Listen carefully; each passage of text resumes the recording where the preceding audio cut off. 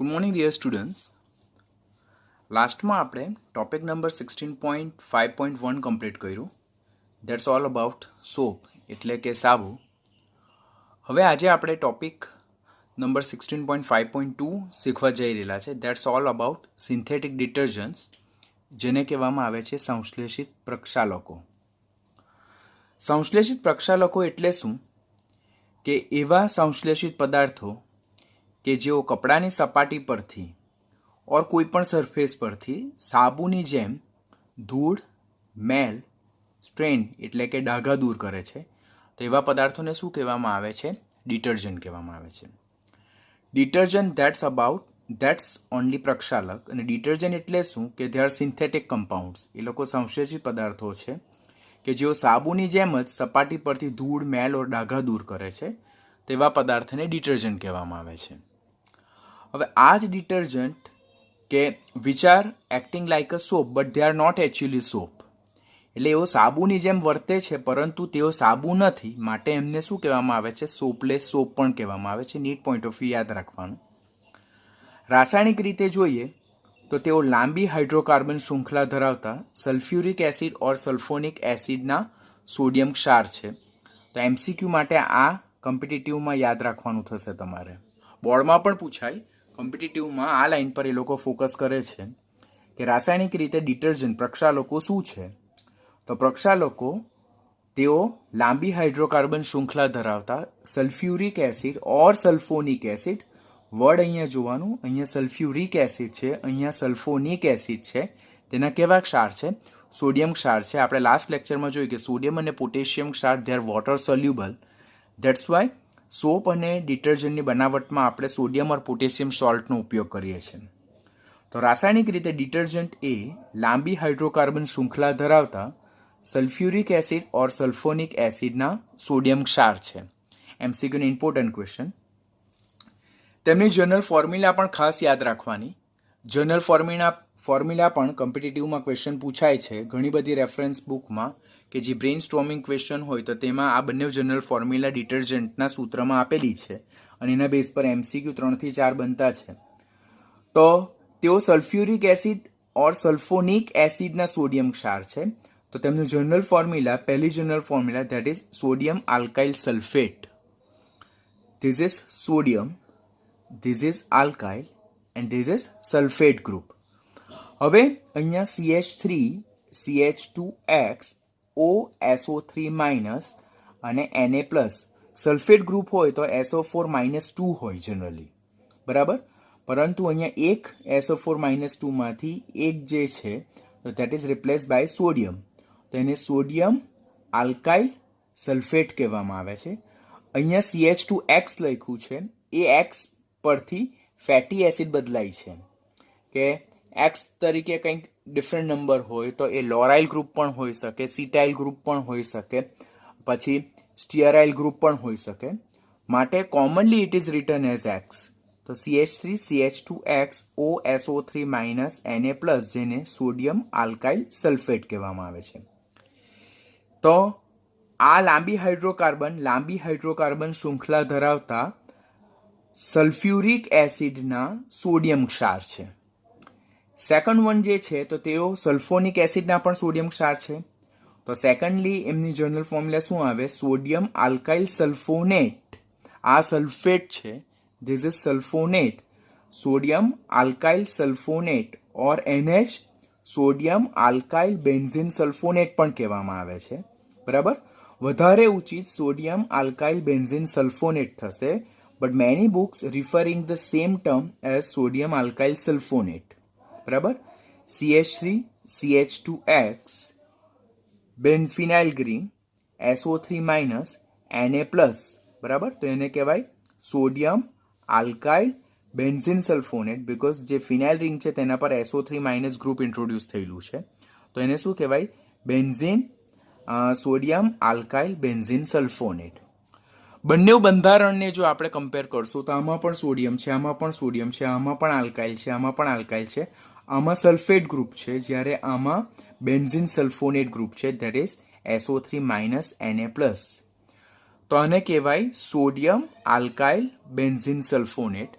બંને બંધારણ બોર્ડ માટે, ગુજસેટ માટે ઓર નીટ અને જેઈના MCQ માટે ખાસ યાદ રાખવાના.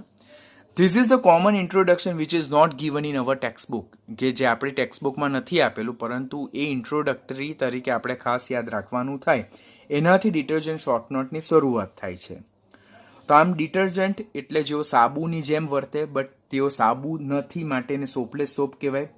એ પદાર્થની સપાટી પરથી ધૂળ અને ડાઘા દૂર કરે છે, બરાબર. સંશ્લેષિત પદાર્થો છે, બરાબર. લાંબી હાઇડ્રોકાર્બન શૃંખલા ધરાવતા સલ્ફ્યુરિક એસિડ ઓર સલ્ફોનિક એસિડના સોડિયમ ક્ષાર છે, અને તેના જનરલ ફોર્મ્યુલા આ રીતેના છે. તો બેઝિક ઇન્ટ્રોડક્શનમાં પહેલાં આપણે આટલી વસ્તુ યાદ રાખવાની થાય. હવે ડિટર્જન્ટનું ઇન્ટ્રોડક્શન જોઈ લીધા બાદ second point, why detergents are widely use nowadays in place of soap. એટલે અત્યારના સમયમાં જે બધી જ જગ્યાએ કપડાની સફાઈ કરવા માટે ખાસ કરીને આપણે ડિટર્જન્ટનો ઉપયોગ કરીએ છીએ. સોપનો ઉપયોગ બહુ ઓછી જગ્યાએ જોવા મળે છે. તો વાય ઇટ ઇઝ સો, આવું શા માટે જોવા મળે? તો now we are focusing on difference between soap and detergent, જે આપણી એક્સરસાઇઝમાં એક ક્વેશ્ચન છે, અને આપણને બોર્ડમાં પણ 2 માર્કમાં સાબુ અને ડિટર્જન્ટ વચ્ચેનો તફાવત પૂછાઈ શકે. તો પહેલાં તો detergent are the substance that is synthesise two overcome the limitation of soap. એટલે પ્રક્ષાલકો એવા પદાર્થ છે કે જે સાબુની મર્યાદા, સાબુની લિમિટેશનને દૂર કરે છે. તો તે કઈ લિમિટેશન? તો સાબુ જે છે તો તે કઠિન પાણી અને એસિડિક પાણીમાં મેલ દૂર કરવાની ક્ષમતા ધરાવતું નથી. That's why soap is not utilize or it's not useful in acidic water or hard water. જ્યારે ડિટર્જન્ટ એવા પદાર્થ છે કે જે કઠિન પાણી અને એસિડિક પાણી બંનેમાં જ મેલ દૂર કરવાની સારી ક્ષમતા ધરાવે છે. માટે હાલના સમયમાં ડિટર્જન્ટનો ઉપયોગ ઘણો બધો વધ્યો છે. તો પહેલો પોઈન્ટ આપણે શું યાદ રાખવાનું? તો તેમનું કેમિકલ કમ્પોઝિશન વિશે યાદ રાખવાનું થાય કે સોપ જે છે તો તે ઊંચા ફેટી એસિડ, એક્ઝામ્પલ તરીકે સ્ટીયરિક એસિડના સોડિયમ ઓર પોટેશિયમ ક્ષાર છે. આપણે સેપોનિફિકેશન પ્રોસેસમાં સોડિયમ સ્ટીયરેટ જોયેલું હતું, બરાબર. C17H35COO Na. તો સાબુ એ ઊંચા ફેટી એસિડના સોડિયમ ઓર પોટેશિયમ ક્ષાર છે. જ્યારે ડિટર્જન્ટ એટલે 12 થી 18 કાર્બન ધરાવતી લાંબી હાઇડ્રોકાર્બન શૃંખલાના એમોનિયમ સલ્ફોનેટ ઓર સલ્ફેટ ક્ષાર છે. અત્યારે જ આપણે બંધારણ જોયું કે સલ્ફોનિક એસિડના સોડિયમ ક્ષાર છે ઓર સલ્ફ્યુરિક એસિડના સોડિયમ ક્ષાર છે. તો સોપ એટલે ઊંચા ફેટી એસિડના સોડિયમ ઓર પોટેશિયમ ક્ષાર અને 12 થી 18 કાર્બન ધરાવતી લાંબી હાઇડ્રોકાર્બન શૃંખલા ધરાવતા એમોનિયમ સલ્ફોનેટ ઓર સલ્ફેટ ક્ષાર જે છે તેને શું કહેવામાં આવે? ડિટર્જન્ટ કહેવામાં આવે. સેકન્ડ પોઈન્ટ જે છે, સાબુની મોટામાં મોટી મર્યાદા તે કે તે કઠિન પાણી ઓર એસિડિક પાણીમાં ઉપયોગી નીવડતું નથી. બિકોઝ લિમિટેશન ઓફ સોપમાં આપણે જોયું કે જ્યારે સાબુ કઠિન પાણી ઓર એસિડિક પાણીમાં ઉપયોગમાં લેવામાં આવે તો કઠિન પાણીમાં કેલ્શિયમ અને મેગ્નેશિયમ સ્ટીયરેટ બનાવે કે જે અદ્રાવ્ય અવક્ષેપ છે. એટલે soap is going to precipitate out, એટલે અવક્ષેપન પામશે. જ્યારે એસિડિક પાણીમાં જો સાબુનો ઉપયોગ કરવામાં આવે તો એ અદ્રાવ્ય સ્ટીયરિક એસિડ બનાવશે, which is also being insoluble in water, so that is also get deposit or stick on a surface of the cloth. એટલે કઠિન પાણીમાં કેલ્શિયમ અને મેગ્નેશિયમ સ્ટીયરેટ બનશે અને એસિડિક પાણીમાં સ્ટીયરિક એસિડ બનશે. કેલ્શિયમ અને મેગ્નેશિયમ સ્ટીયરેટ અને સ્ટીયરિક એસિડ બંને પાણીમાં અદ્રાવ્ય હોવાથી તે અવક્ષેપન પામશે, કપડાની સપાટી પર ચોંટી જશે. પરિણામે સાબુની મેલ દૂર કરવાની ક્ષમતા ઘણી ઓછી થઈ જશે અને that's not being utilize to us. જ્યારે પ્રક્ષાલકો જે છે તો તે કઠિન પાણી ઓર એસિડિક પાણીમાં બંનેમાં મેલ દૂર કરવાની સારી ક્ષમતા ધરાવે. બિકોઝ જ્યારે તેઓને કઠિન પાણીમાં ઓર એસિડિક પાણીમાં ઉપયોગ કરવામાં આવે તો તેમનું સલ્ફોનિક એસિડ ઓર કેલ્શિયમ અને મેગ્નેશિયમ સલ્ફોનિક એસિડના ક્ષાર મળે, જે બંને શું છે? પાણીમાં દ્રાવ્ય છે. This is important one. એકદમ કોર્નર ક્વેશ્ચન પૂછાય કે ડિટર્જન્ટ એ એસિડિક પાણી અને કઠિન પાણીમાં શા માટે મેલ દૂર કરવાની સારી ક્ષમતા ધરાવે? તો એ કઠિન પાણી, નરમ જે એસિડિક પાણી છે તેમાં સલ્ફોનિક એસિડ સ્વરૂપે એ રૂપાંતર પામે અને કઠિન પાણીમાં સલ્ફોનિક એસિડના કેલ્શિયમ અને મેગ્નેશિયમ ક્ષાર બનાવે. બંને જ પાણીમાં દ્રાવ્ય છે, પરિણામે મેલ દૂર કરવાની ક્ષમતા એની કેવી છે? બંને જ કન્ડિશનમાં સારી છે. That's why nowadays it is being widely use in place of soap. એટલે સાબુની જગ્યાએ અત્યારના સમયમાં પ્રક્ષાલકોનો ખાસ ઉપયોગ થાય છે. થર્ડ વન જે છે, સોપ જે છે તો તેઓ જૈવ વિઘટનીય હોય છે, માટે જળ પ્રદૂષણ ફેલાવતા નથી. દેટ ઇઝ કોમનલી, સામાન્ય રીતે. તો સામાન્ય રીતે સાબુ એ જૈવ વિઘટનીય છે. પાણીમાં રહેલા સૂક્ષ્મજીવો, બેક્ટેરિયા જેવા સૂક્ષ્મજીવો દ્વારા તેમનું આપમેળે વિઘટન થઈ જાય. That's why they are not producing any kind of solution or water pollution. Any kind of water pollution, not solution, sorry. It is not producing any kind of water pollution. જ્યારે detergent they may be degradable, they may not be degradable. એટલે અંદર જે alkyl શૃંખલા જે છે તેના લેન્થના base પર, એનો જે પ્રકાર છે તેના બેઝ પર, રેખીય કે શાખીય છે તેના બેઝ પરથી એ લોકો વિઘટનીય પણ હોઈ શકે અને અવિઘટનીય પણ હોઈ શકે. માટે detergent they are not completely biodegradable. તેઓ સંપૂર્ણ રીતે જૈવ વિઘટનીય નથી. તો જો જૈવ વિઘટનીય ન હોય તો they will produce definitely water pollution. તો ડિટર્જન્ટના કેસમાં જળ પ્રદૂષણની સમસ્યાનો એક પ્રશ્ન રહે છે, બરાબર. પણ નાવડેઝ એવા એફર્ટ્સ કરવામાં આવે કે જેની આલ્કાઇલ શૃંખલા છે તેને મોટેભાગે લિનિયર ઓર રેખીય બનાવવામાં આવે, જેથી એનું વિઘટન સરળતાથી માઇક્રો ઓર્ગેનિઝમ દ્વારા થઈ જાય and they want produce any kind of water pollution. That's why detergent જે છે તો આજના સમયમાં સોપની કમ્પેરિઝનમાં વધારે ઉપયોગી છે. તો 2 માર્ક્સમાં સોપ અને ડિટર્જન્ટ વિશેનો આપણે આ ડિફરન્સ છે તે ખાસ યાદ રાખવાનો થાય. હવે next topic, that is classification of detergent, જેને પ્રક્ષાલકોનું વર્ગીકરણ કહેવામાં આવે. This is one of the very important topic. બોર્ડમાં 2 માર્ક્સના ક્વેશ્ચનમાં પ્રક્ષાલકોના વર્ગીકરણ પર ખાસ ક્વેશ્ચન પૂછાય. તમારે આંખ મીચીને આ ક્વેશ્ચનને પરફેક્ટ રેડી કરવાનો, બિકોઝ આ ક્વેશ્ચન ક્યાં 2 માર્ક્સમાં ક્યાં એમસીક્યુમાં, જો બોર્ડમાં નહીં પૂછાય તો ગુજસેટમાં તો ડેફિનેટલી એમસીક્યુ બેઝનો ક્વેશ્ચન આમાંથી ટોપિકમાંથી આવે. ઇવનલી કોમ્પિટિટિવ બેઝની એક્ઝામમાં પણ આ ટોપિકમાંથી ક્વેશ્ચન ખાસ પૂછાય છે. તો આ ટોપિકને આપણે ખૂબ ધ્યાનથી શીખવાનું. Classification of detergent, that is પ્રક્ષાલકોનું વર્ગીકરણ. જલીય માધ્યમમાં બંધારણને આધારે પ્રક્ષાલકોનું વર્ગીકરણ મુખ્યત્વે 3 રીતે થાય. આપણને એમ થાય સર જલીય માધ્યમમાં બંધારણને આધારે, તો ડેફિનેટલી કોઈ પણ ડિટર્જન્ટ આપણે યુઝ કરવાનો હોય તો detergent should be mix with water.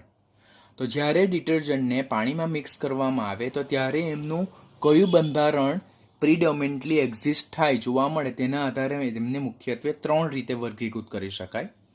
First one, that is એનાયોનિક, જેને એનાયનીય ઓર ઋણ આયનીય પ્રક્ષાલક કહેવાય. સેકન્ડ વન, કેટાયોનિક, જેને કેટાયનીય ઓર ધન આયનીય પ્રક્ષાલક કહેવાય. અને third one, that is non ionic or જેને બિન આયનીય પ્રક્ષાલક કહેવામાં આવે છે. હવે 3 વર્ગીકરણ આપણે ડિટેલમાં શીખવાના જ છે, પરંતુ અત્યારે આપણે બેઝિક ઇન્ટ્રોડક્શન તરીકે જોઈએ છે તો એનાયનીય ડિટર્જન્ટ એટલે શું? તો જ્યારે પ્રક્ષાલકને પાણીમાં મિક્સ કરવામાં આવે તો ત્યારે એનો મોટે ભાગનો પોર્શન એનાયન સ્વરૂપે જોવા મળે, which is responsible four cleansing action. એટલે એનો એનાયનિક પાર્ટ ક્લિન્ઝિંગ પર્પઝ માટે, એટલે કે ક્લિન્ઝિંગ એટલે સફાઈ કરતા ગુણધર્મ ધરાવે, તો એ પ્રકારના ડિટર્જન્ટને એનાયનીય ડિટર્જન્ટ કહેવાય. ધન આયનીય, કેટાયનિક ઓર કેટાયનીય ડિટર્જન્ટ એટલે શું, પ્રક્ષાલક એટલે શું? તો જ્યારે ડિટર્જન્ટને પાણીમાં નાખવામાં આવે તો ત્યારે મોટે ભાગનો પોર્શન કેટાયન સ્વરૂપે જોવા મળે અને જે સફાઈ કરતા ગુણધર્મ ધરાવે છે, તો એ પ્રકારના ડિટર્જન્ટને કેટાયનિક ડિટર્જન્ટ કહેવાય. જ્યારે નોન આયોનિક, જેને બિન આયનીય પ્રક્ષાલક કહેવામાં આવે, તેને જ્યારે પાણીમાં નાખવામાં આવે તો તે ધન આયન કે ઋણ આયન ધરાવતા નથી, તો એ પ્રકારના ડિટર્જન્ટને શું કહેવામાં આવે છે? બિન આયનીય ઓર નોન આયોનિક ડિટર્જન્ટ કહેવામાં આવે છે. આમ જલીય માધ્યમમાં બંધારણને આધારે પ્રક્ષાલકો એનાયનિક, કેટાયનિક અને નોન આયોનિક સ્વરૂપે વર્ગીકૃત કરવામાં આવે છે. પછી આ જે એનાયનિક ડિટર્જન્ટ જે છે, ફર્ધર ક્લાસિફિકેશનને અગાડી લઈ ગયે તો આ જે એનાયનિક ડિટર્જન્ટ જે છે તો તે પણ પાછા 2 પ્રકારના હોય છે. Second one is a SAS, that is not mother in law, સાસુ નહીં, it's a capital S, capital A and capital S, જેને કહેવામાં આવે છે સોડિયમ આલ્કાઇલ સલ્ફેટ, જેને આપણે આ રીતે પણ લખીએ, સોડિયમ આલ્કાઇલ સલ્ફેટ્સ કહેવામાં આવે, અને જેનું સામાન્ય સૂત્ર શું છે? RSO3 minus Na+. તો હવે એમસીક્યુ બેઝનો ક્વેશ્ચન પૂછવામાં આવે તો સોડિયમ આલ્કાઇલ સલ્ફેટ્સ એ કયા પ્રકારના ડિટર્જન્ટ કહેવામાં આવે? તો તેમને એનાયોનિક ડિટર્જન્ટ કહેવામાં આવે છે. એના પણ બીજા ઉદાહરણ છે જે આપણે ફર્ધર જ્યારે ટોપિકને ઇન્ડિવિજ્યુઅલ જોઈશું ત્યારે જોઈશું. સેકન્ડ જે છે તો that is SABS, SABS. S4 sodium, A4 alkyl, B4 benzene અને S4 સલ્ફોનેટ્સ, જેને કહેવામાં આવે sodium alkyl benzene sulphonates, sodium alkyl benzene sulphonate. તો ક્વેશ્ચન પૂછાય નીચેનામાંથી કયા ડિટર્જન્ટ એનાયનિક પ્રકારના છે? તો સોડિયમ આલ્કાઇલ સલ્ફેટ્સ અને સોડિયમ આલ્કાઇલ બેન્ઝીન સલ્ફોનેટ્સ. તો આ કયા પ્રકારના ડિટર્જન્ટ છે? એનાયનિક ડિટર્જન્ટ છે, જેમનું સામાન્ય સૂત્ર શું છે? R that is alkyl group, this is benzene, this is sulfonate group, this is sodium ion. So that is sodium alkyl benzene sulfonates. હવે આ જે સોડિયમ આલ્કાઇલ બેન્ઝીન સલ્ફોનેટ છે તો તેમાં R જે છે આલ્કાઇલ પાર્ટ, તો એ આલ્કાઇલ પાર્ટ બે રીતે હોઈ શકે. એ ક્યાં રેખીય હોય, ક્યાં એ ઓછું શાખીય હોય. ઓર આલ્કાઇલ ચેઇન જે છે, લાંબી હાઇડ્રોકાર્બન શૃંખલા જે છે તો તે વધુ શાખીય હોય. It may be less branch or straight linear chain और it may be more branch alkyl group. तो जो रेखीय और ओछू शाखीय जे होय तो तेमनु બેક્ટેરિયા જેવા સૂક્ષ્મજીવો દ્વારા વિઘટન સરળતાથી થાય તો એ પ્રકારના ડિટર્જન્ટને જૈવ વિઘટનીય પ્રક્ષાલકો કહેવામાં આવે. અને જો આલ્કાઇલ પાર્ટ વધુ શાખીય હોય તો તેને પાણીમાં રહેલા સૂક્ષ્મજીવો દ્વારા સરળતાથી વિઘટન થઈ શકતું નથી. તો એ પ્રકારના ડિટર્જન્ટને શું કહેવામાં આવે છે? જૈવ અવિઘટનીય ડિટર્જન્ટ કહેવામાં આવે. તો જૈવ વિઘટનીય ડિટર્જન્ટ અને જૈવ અવિઘટનીય ડિટર્જન્ટ એટલે શું? તો જૈવ વિઘટનીય ડિટર્જન્ટ એટલે એવા ડિટર્જન્ટ કે જેનું બેક્ટેરિયા જેવા સૂક્ષ્મજીવો દ્વારા વિઘટન થઈ શકે છે, અને જૈવ અવિઘટનીય એટલે એવા પ્રક્ષાલકો જેનું બેક્ટેરિયા જેવા સૂક્ષ્મજીવો દ્વારા વિઘટન થઈ શકતું નથી. પછી સેકન્ડ પોઈન્ટ, આ પ્રકારના ડિટર્જન્ટમાં જે આલ્કાઇલ પાર્ટ જે છે તો તે સ્ટ્રેટ ચેન કમ્પાઉન્ડ હશે ઓર ઓછું શાખીય હશે. આ પ્રકારના ડિટર્જન્ટમાં આલ્કાઇલ પાર્ટ જે છે તો તે વધુ શાખીય હશે, બરાબર, અને તેમનું સૂક્ષ્મજીવો દ્વારા વિઘટન થતું નથી. તેમને જ બાયોસોફ્ટ ડિટર્જન્ટ પણ કહેવાય, અને આમને બાયોહાર્ડ ડિટર્જન્ટ પણ કહેવાય.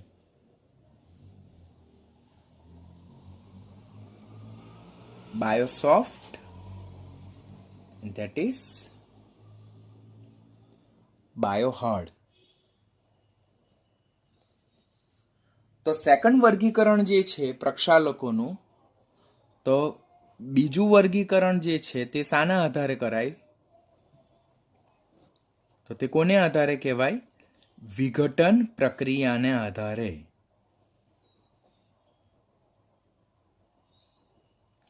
આપણે ફર્સ્ટ વર્ગીકરણ જોયેલું પ્રક્ષાલકનું, તો તે શાને આધારે જોયેલું? તો જલીય માધ્યમમાં બંધારણને આધારે.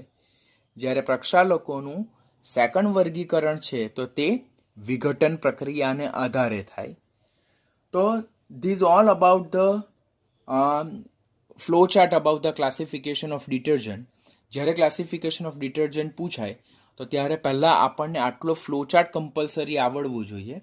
ફ્લો ચાર્ટ આવડતો હોય ત્યાર પછી અંદરનું કન્ટેન્ટ, પછી ઉદાહરણ, ત્યાર પછી એમની ઉપયોગિતા વિશે તમે ડિટેલમાં રાઇટ કરી શકો. First important thing that is the flow chart of the classification of the detergent.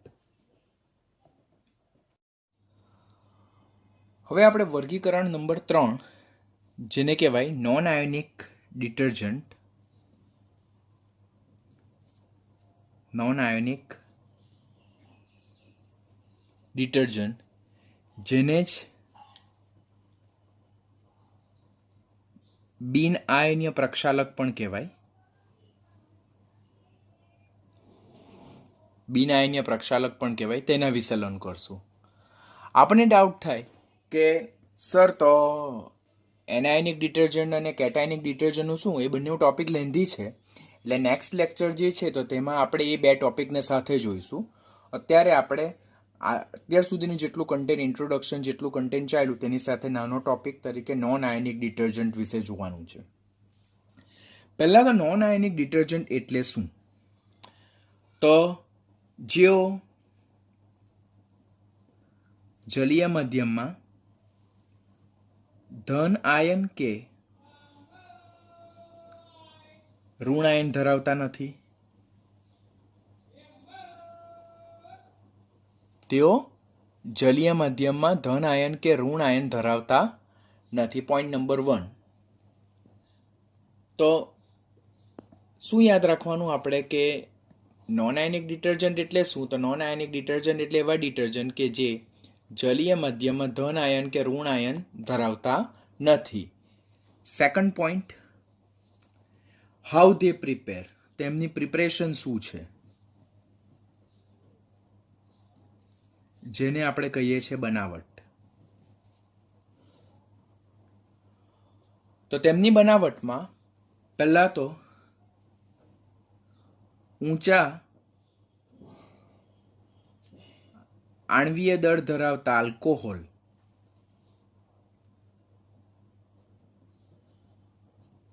ને તે તરીકે લઈએ આપણે પીઈજી, જેને કહેવાય પોલી ઇથિલિન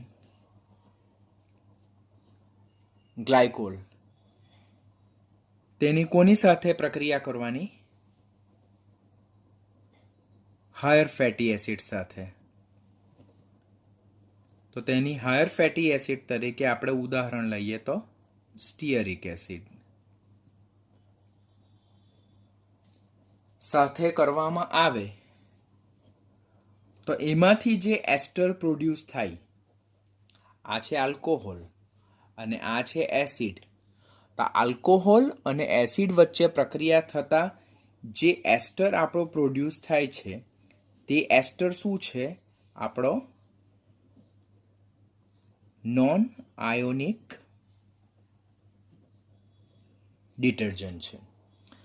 તો આ પ્રકારની ડિટર્જન્ટની બનાવટ કેવી રીતે કરી શકાય? તો ઊંચા આણ્વીય દળ ધરાવતા આલ્કોહોલ જેમ કે પોલીઇથિલિન ગ્લાયકોલ અને ઊંચા ફેટી એસિડ જેને હાયર ફેટી એસિડ કહેવાય જેમ કે સ્ટીયરિક એસિડ, તે બંને વચ્ચે પ્રક્રિયા કરવામાં આવે તો પાણીનો અણુ દૂર થાય, બરાબર, અને એમાંથી એસ્ટર બનશે. એ જે એસ્ટર બને છે તે કયા પ્રકારનો છે? નોન આયોનિક ડિટર્જન્ટનું ઉદાહરણ છે. હવે આ પ્રિપરેશનમાં આપણને પહેલા ક્વેશ્ચન એમ થાય કે આ પોલીઇથિલિન ગ્લાયકોલ જે છે તો એ ઇથિલિન ગ્લાયકોલ કેવી રીતે બને? તો આપણી ટેક્સ્ટબુકમાં તો ડાયરેક્ટ આ બંને વચ્ચેની પ્રક્રિયા થઈને આ બનાવે છે, પરંતુ આપણને કોમ્પિટિટિવના પોઈન્ટ ઓફ વ્યૂ જો વિચારીએ તો પહેલાં તો first we must know how this P E G polyethylene glycol is form. તો પહેલાં આપણે યાદ રાખવાની પીઈજીની બનાવટ, જેને પોલીઇથિલિન ગ્લાયકોલ કહેવાય. પોલીઇથિલિન ગ્લાયકોલ બનાવવા માટે પહેલાં આપણે ઇથિલિન ગ્લાયકોલ લેવું પડે. ઇથિલિન ગ્લાયકોલ અને શું કહેવાય છે? ઇથિલિન ગ્લાયકોલ, જેને જ ઇથેન 1,2 ડાયોલ પણ કહેવાય. એને જ ઇથેન 1,2 ડાયોલ પણ કહેવાય. આ ઇથિલિન ગ્લાયકોલની જ્યારે n mall of ethylene oxide સાથે પ્રક્રિયા કરવામાં આવે, તમે ઓર્ગેનિકના ચેપ્ટરમાં આના રિલેટેડ લર્ન કર્યું હશે, તો ઇથિલિન ગ્લાયકોલની જ્યારે ઇથિલિન ઓક્સાઇડ સાથે પ્રક્રિયા કરવામાં આવે તો ત્યારે એમાંથી આપણને શું મળશે? Polyethylene glycol n times CH2 CH2OH. This is called as a polyethylene glycol. It's a very simple procedure કે ઇથિલિન ગ્લાયકોલ, જેને ઇથેન 1,2 ડાયોલ પણ કહેવાય, તેની ઇથિલિન ઓક્સાઇડ સાથે પ્રક્રિયા કરવામાં આવે તો આ જે ઇથિલિન ઓક્સાઇડ છે તે ઇથિલિન ગ્લાયકોલમાં ઇન્ટ્રોડ્યુસ થાય as a repeating unit CH2 CH2O n times, અને એને શું કહેવામાં આવે? Polyethylene glycol. That is one kind of polymer. આ જે પોલિમર છે પોલીઇથિલિન ગ્લાયકોલ, તો that is a basic unit that is useful for the preparation of non-ionic detergent. હવે આ જે પોલીઇથિલિન ગ્લાયકોલ બને છે, બરાબર, તો આ નોન આયોનિક ડિટર્જન્ટનો પહેલો પાર્ટ શું છે? તો પોલીઇથિલિન ગ્લાયકોલની બનાવટ. બીજો પાર્ટ શું છે? તો બીજા પાર્ટમાં આપણી પાસે સ્ટીયરિક એસિડ. સ્ટીયરિક એસિડ જેનું સૂત્ર છે CH3 CH2 16 ટાઈમ COOH. આપણે એને C17H35 COOH તરીકે પણ જોયું છે, જેને કહેવામાં આવે છે સ્ટીયરિક એસિડ. આ સ્ટીયરિક એસિડ શું છે? તો that is higher fatty acid. આ હાયર ફેટી એસિડ છે. આ જે હાયર ફેટી એસિડની પ્રક્રિયા કોની સાથે થાય? તો અહીંયા જે પોલીઇથિલિન ગ્લાયકોલ બનાવ્યો તેની સાથે. પોલીઇથિલિન ગ્લાયકોલનું સૂત્ર શું છે? OH CH2 CH2 ON times CH2 CH2 OH. This is PEG. તો હાયર ફેટી એસિડની પ્રક્રિયા કોની સાથે થાય? ઊંચા આણ્વીય દળ ધરાવતા પોલીઇથિલિન ગ્લાયકોલ સાથે થાય. તો ત્યારે પ્રક્રિયા દરમિયાન શું થાય છે? તો પ્રક્રિયા દરમિયાન જે આલ્કોહોલ છે તેમાંથી OH અને એસિડ છે તેમાંથી H એ કયા તરીકે દૂર થાય? તો એ H2O તરીકે દૂર થાય. અને H2O તરીકે દૂર થઈને આપણને નવું બંધારણ મળવાનું, that is CH3 CH2 16 COO. અહીંયાથી H દૂર થયો, અહીંયાથી OH દૂર થયો, અને આ યુનિટ જોડવાનું CH2 CH2O n times CH2 CH2OH. And this is what? Ester. અને આ જે ઉદાહરણ જે છે તો તે કોનું છે? તો તે સ્ટીયરિક એસિડ અને પોલીઇથિલિન ગ્લાયકોલમાંથી બનતો ester. That's a non ionic detergent. હવે ઘણી બધી કોમ્પિટિટિવની બ્રેન સ્ટોર્મિંગ જે બુકમાં જે બ્રેન સ્ટોર્મિંગ ક્વેશ્ચન હોય તો તેમાં આ જે નોન આયોનિક ડિટર્જન્ટનું એ લોકો સૂત્ર આપે, 4 સૂત્ર આપે. તો તેમાંથી એ લોકો તમને ક્વેશ્ચન પૂછે કે આમાં નીચેનામાંથી કોઈ નોન આયોનિક ડિટર્જન્ટનું સાચું સૂત્ર છે. ટેક્સ્ટ બુકનો જ ક્વેશ્ચન હશે, પરંતુ આ જે બંધારણમાં એ લોકો કોઈને કોઈ જગ્યાએ પ્લસ માઇનસ કરેલું હશે, તો ત્યારે તમે ડેફિનેટલી કન્ફ્યુઝ થશો. તો એ કન્ફ્યુઝન ન થાય એટલા માટે આપણને પહેલાં તો પોલીઇથિલિન ગ્લાયકોલ સ્ટેપ એમાં કેવી રીતે બને તે આવડવું જોઈએ. ત્યાર પછી બનતો પોલીઇથિલિન ગ્લાયકોલ સ્ટીયરિક એસિડ સાથે પ્રક્રિયા કરે તો એ સ્ટીયરિક, તમને આખું બંધારણ યાદ નથી રહેવાનું, પરંતુ સ્ટીયરિક એસિડ અને PEGના બંધારણ આવડતું હોય તો સ્ટીયરિક એસિડમાંથી H અને PEGમાંથી OH H2O તરીકે દૂર થાય અને એસ્ટર બનાવે તો તે એસ્ટરનું સૂત્ર તમને લખતા આવડે. તો that's why you must know step A, that's a PEG preparation, and step 2 stearic acid અને PEG વચ્ચે પ્રક્રિયા થઈને H2Oનું રિમૂવલ. તો તમને આ સૂત્ર લખતા આવડી જાય, તમારે આ બંધારણ ગોખવાની જરૂરિયાત નથી. તમને આખી પ્રિપરેશન બનાવતા આવડવું જોઈએ, બિકોઝ બોર્ડમાં 2 માર્કના ક્વેશ્ચનમાં એમ પૂછાઈ શકે કે નોન આયનિક ડિટર્જન્ટની બનાવટ શીખવો, બનાવટ સમજાવો, તો ત્યારે તમારે આખી પ્રિપરેશન સમજાવવી પડે. તો એ પ્રકારે આપણે શું મેળવી શકીએ છીએ, એસ્ટર બનાવીએ જેને નોન આયોનિક ડિટર્જન્ટ કહેવામાં આવે. હવે આ જે નોન આયોનિક ડિટર્જન્ટ જે છે તો તેના ઉપયોગો બોર્ડની એક્ઝામમાં ખાસ યાદ રાખવાના. એમસીક્યુ, આ જે ડિટર્જન્ટ છે તેના ક્લાસિફિકેશનમાંથી એમસીક્યુ શું પૂછાય કે નીચેનામાંથી કયું નોન આયોનિક છે, નીચેનામાંથી કયું કેટાયનિક છે, નીચેનામાંથી કયું એનાયનિક છે, ત્યાર પછી નીચેનામાંથી કયું જંતુનાશક તરીકે વપરાય, નીચેનામાંથી કયું હોસ્પિટલમાં વપરાય, નીચેનામાંથી કયું ડિશવોશર સોલ્યુશન તરીકે વપરાય.